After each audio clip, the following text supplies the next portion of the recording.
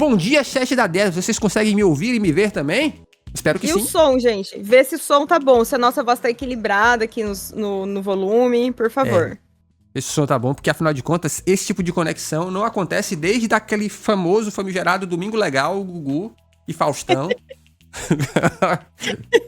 Vivendo esse momento sob o patrocínio de, sei lá, era Colino, se eu não me engano. Nossa, tu foi longe, hein? Eu tenho memórias... Nossa, tu lembra até o patrocínio, caramba. Confesso também que eu volto e meio revejo essas coisas, então é mais fácil de eu lembrar. Tá. Eu vou fazer o seguinte, antes da gente começar, eu vou só pedir pro Choco se apresentar pro meu chat. Eu sei que a gente já falou 200 coisas, mas assim, só pra que de repente alguém não conhece, alguém viu agora e falou, pô, legal, esse cara é bacana. Ó, querido chat da 10, ó, eu sou o Chocolate. Por que esse nome? Porque... Por isso mesmo.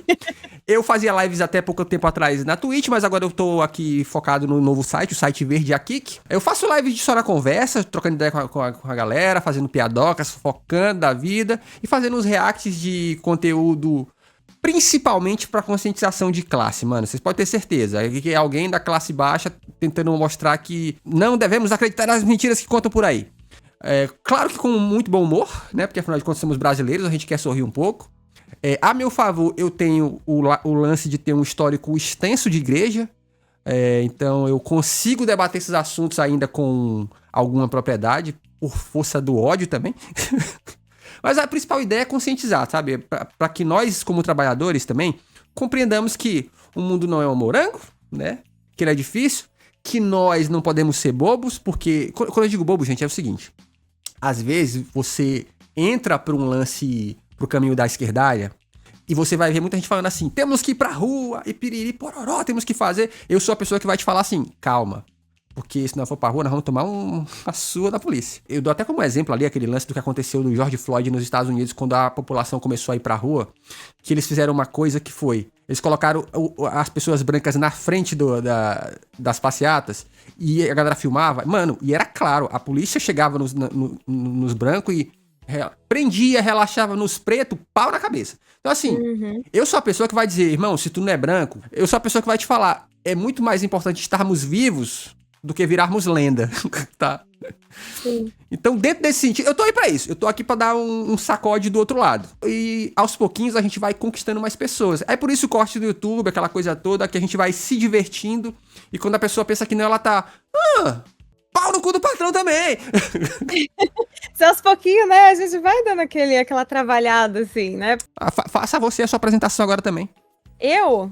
Pro meu chat aqui. Isso aí, legal. Olha, é bem rapidinho, tá? Deixa eu ver, eu detesto me apresentar. Eu faço isso com os outros, mas na hora que chega comigo, eu fico assim, porra. Bate bola, jogo rápido.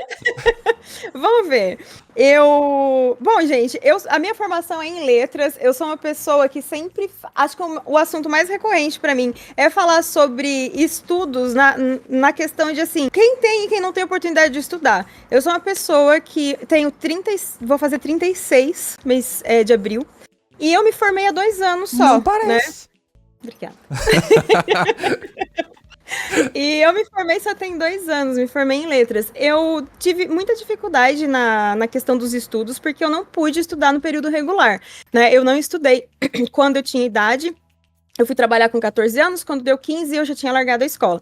Então, a minha família, ela cresceu numa visão diferente, uma família humilde, que também viveu ali meio que, né, ali, de um período de ditadura militar, né, os meus pais, então cresceram com um pensamento que era muito, né, vigente da época, de a gente não precisa estudar, né, a gente só precisa saber o básico para poder ser mão de obra barata, certo? Só que sem essa percepção, né, a percepção de, olha só, gente, eu vivia a ditadura militar e ninguém me bateu, né, então assim, eu venho de uma família que tristemente era muito humilde, mas sem nenhuma consciência de classe. Então, era o famoso pobre de direita, né? Eu venho daí dessa família. E aí, assim, lá pelos 14, 15 anos, quando eu comecei a trabalhar, a minha família falou assim, é melhor trabalhar do que estudar, porque você vai ter experiência e vai conseguir estar melhor no mercado de trabalho. Porque estudar é só para quem tem dinheiro. E naquela época, de fato, era, né? Eu nasci em 88, então ali o começo da minha vida, 98, que eu tinha 10 anos. Eu lembro da professora da escola falar assim, vamos todo mundo se vestir da profissão que quer ser. E eu cheguei e falei pra minha mãe falou assim, bom, você não vai ter uma profissão porque a gente não pode pagar faculdade pra você, né? Então eu cresci acreditando que não fazia sentido eu estudar, porque afinal de contas eu nunca ia ter dinheiro pra chegar numa faculdade.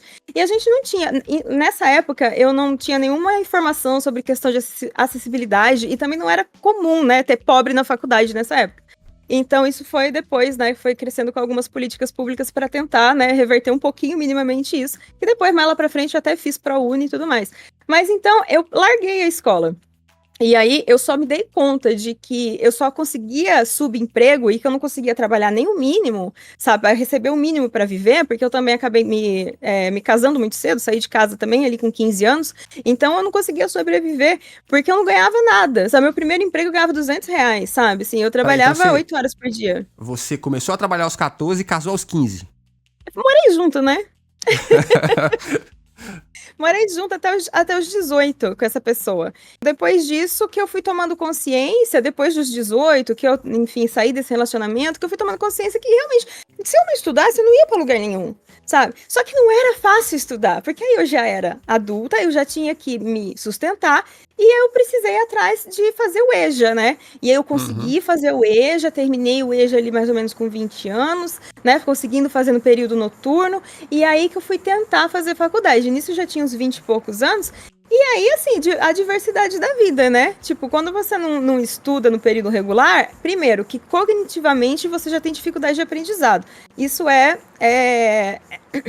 estudo pedagógico, assim, a sua cabeça vai mudando a forma como ela aprende e retém o conhecimento, né? Então já é difícil. É difícil que normalmente você já tá cansado, que você já teve uma jornada de trabalho, então estudar depois de mais velho é mais difícil. E pra mim foi uma luta porque eu também engravidei, né? Então eu me tornei mãe, eu sou mãe, eu tenho um filho que vai fazer 11 anos já.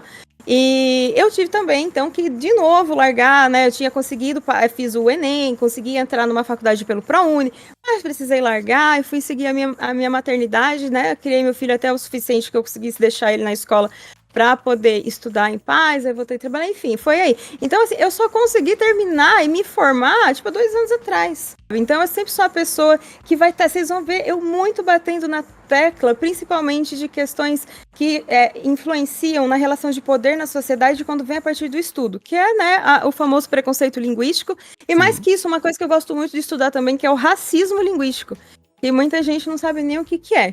Sabe? E assim, na verdade, é a base para toda subjugação de um povo, porque o racismo linguístico, ele já nasce na colonização, né? Quando o colonizador separa as etnias para que o diálogo não exista e a forma de dominar essas pessoas seja mais fácil, né? Porque a sua voz é o que você tem de mais importante, é a sua primeira arma de luta. A primeira vez que eu comprei uma bíblia de estudo, que é uma bíblia um pouco maior, com um monte de letrinhas explicando contextos da época, logo na contracapa, numa letra minúscula, eles explicam por que a Bíblia foi escrita em português, /grego, do jeito que foi escrita. E o cara disse o seguinte, olha a ideia. Como eu estou escrevendo algo que eu considero sagrado, eu vou escrever da maneira que eu considero ser a mais digna do sagrado. Então, ele escreveu pensando literalmente em... Eu vou escrever em burguês safado. É por isso que você pegar traduções da Bíblia, principalmente um pouco mais antigas, você vai ver coisas, você vai escutar algumas palavras que você olha e fala, do que se trata isso? Então, até na Bíblia aí, que todo mundo considera, maravilhoso, vem um recorte de classe. Sim, a Bíblia, acho que é um dos livros em que isso mais pesa. Assim, se a gente puxar isso até para o meio literário, a gente pegar os livros canônicos, que são livros que alguém decidiu canonizar. Então, a gente nem pensa assim, por que clássicos são clássicos? Porque alguém que tinha poder resolveu que aquele livro valia a pena ser passado para frente. Por isso que a gente não tem muitos clássicos de autores periféricos, digamos assim, sabe? De minorias. Você não tem muito clássico de um indígena, você não tem um livro clássico, sabe? De uma pessoa preta do século XVIII, sabe? Porque, primeiro, essas pessoas não tinham acesso à educação. Então, elas não conseguiam nem escrever, elas não tinham nem acesso a isso. E depois, quando elas tinham, porque sim, existiam as que tinham, isso é um trabalho de resgate incrível que a galera que se interessa, né? Porque o mundo também aí acadêmico das letras e dos livros, da literatura, é extremamente elitista, tá? Então, os poucos que se importam com isso fazem resgates preciosos para trazer a voz dessas pessoas que foram caladas, porque quando a gente canoniza um livro, é o que interessa para o governo passar adiante, porque antigamente os livros eram reescritos à mão, então não tinha uma prensa, né, antes de Gutenberg. Então, assim, a pessoa escreveu um livro à mão, e para que ele continuasse existindo 2 séculos depois, alguém tinha que repassar escrita à mão, sabe, para frente. Então, assim, o que era digno de ser reescrito? Que a burguesia, né, ou a parte elitista, escrevia, o resto ninguém queria saber, né? Então, assim, isso fala muito sobre como que a língua e como que, para mim, né, eu sou uma entusiasta de linguística, eu adoro sociolinguística, que fala sobre como, né, como que a humanidade sobrevive através da língua, e para mim a língua, ela é assim, ela é o lado mais forte de poder, de como alguém pode te subjugar, porque normalmente as pessoas vão te subjugar através de um debate, de um diálogo, ou de um poder de fala, que muitas vezes a outra pessoa não tem, porque se você não teve acesso à educação para aprender aquela forma, sabe?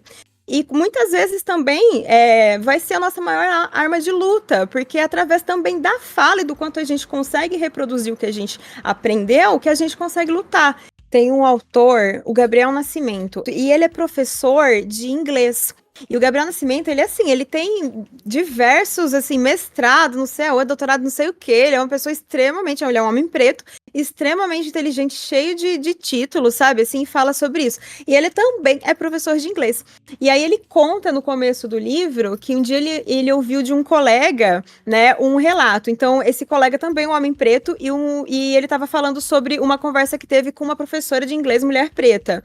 E a mulher falou assim pra ele, quando eles foram passar o cargo, né? Tipo, ela deixou de ser professora e o próximo entrou. Ela falou assim: eu vou te dar uma dica, porque a maioria dos alunos eram alunos brancos, né? E era uma escola particular. Então ela fala assim: eu vou te aconselhar a você procurar as palavras mais estranhas em inglês. E você ter, assim, sabe, só para você ter uma resposta, porque sabe o que vai acontecer? Você pode ser um homem preto, né, que é professor de inglês, nossa, tipo, um linguista que entende muito, só que ninguém sabe todas as palavras de um idioma, ninguém, nem quem é nativo, a gente não sabe todas as palavras em português. Então você mesmo sendo professor de inglês, você não vai saber todas as palavras em inglês. E ela falou assim, e eles vão testar você o tempo todo. Ela falou, sabe por quê? Não é porque eles acham que você não sabe, é porque você é preto. E para eles têm certeza que você não sabe. Então, tenha isso em mente para que isso não te machuque, para que isso não te desanime e que você possa retrucar, né, da forma que um professor possa, mas retrucar sim isso, porque vai ter diferença. E ela falando que, né, como mulher preta, ela via isso para as professoras brancas, eles vão te questionar o tempo todo, só por você ser preto, mesmo sendo um doutor em línguas. Aí tá vendo? A gente se apresenta e apresenta o nosso Pokémon junto. No fim, né, a gente falou mais sobre, tipo, outros assuntos do que a gente, mas é isso. Tá vendo? Mas, como disse Jesus, a boca fala do que o coração tá cheio. Toma essa! Foi, ó.